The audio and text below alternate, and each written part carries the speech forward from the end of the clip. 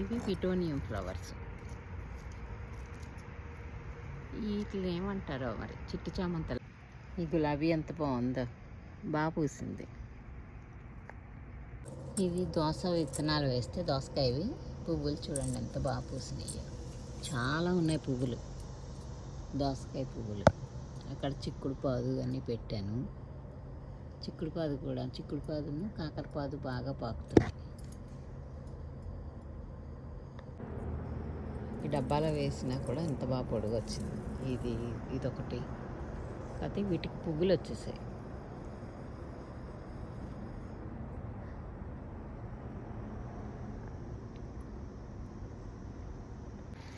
ఈ క్యాప్సికమ్ ఎంత బాగా వచ్చినాయో. ఇవైతే ఉడతలు ఉంచుతున్నాయి. టమాటాలు అయితే ఉంచట్లేదు, కానీ ఇవి నాచు పువ్వులే ఇట్లా ఉన్నాయి. ఈ కలర్ కూడా చాలా బాగుంది.